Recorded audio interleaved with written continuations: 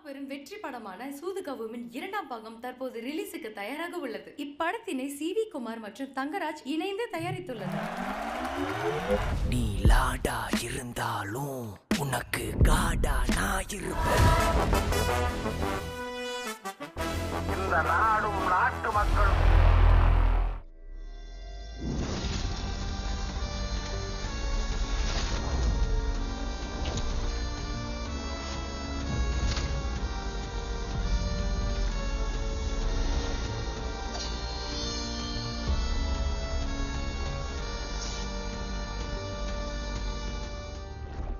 கிபி 907 பராந்தக சோழன் ஆட்சி புரிந்த காலத்துல சொந்த நிலம் வச்சிருக்கவங்க பேரை ஓலையில எழுதி ஒரு குடத்துல போட்டு தலைவர்களை தேர்ந்தெடுக்கிற முறை உள்ளாட்சி தேர்தலில் இருந்தது.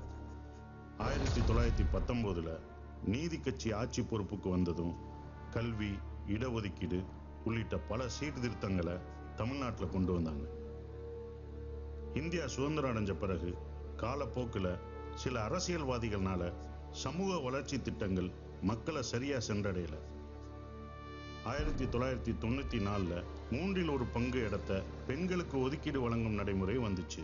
இந்தியாவில் உள்ளாட்சி அமைப்புகளை ஆய்வு செய்ய தரம்பால் ஆணையத்தால் தேர்ந்தெடுக்கப்பட்டு தேசிய அளவில் முன்மாதிரியா இருந்த மாநிலம் தமிழ்நாடு. பல்வேறு வரலாற்று ஆசிரியர்கள் தமிழ்நாட்டின் உள்ளாட்சி நிர்வாகத்தை வியந்து பாராட்டியிருக்காங்க. உள்ளாட்சி தேர்தல் களம் 5 ஆண்டுகளுக்கு ஒரு முறை ஊரின் முகமாக ஒருவரை தேர்ந்தெடுக்கிற ஜனநாயக திருவிழா. இந்த திருவிழால கொண்டாட்டம், போட்டி, பொறாமை, சூழ்ச்சி, துரோகம், தீராப்பகை, பழிவாங்கல்கள், படுகொலைகள்னு இன்னும் நடந்துகிட்டு தான் இருக்கு.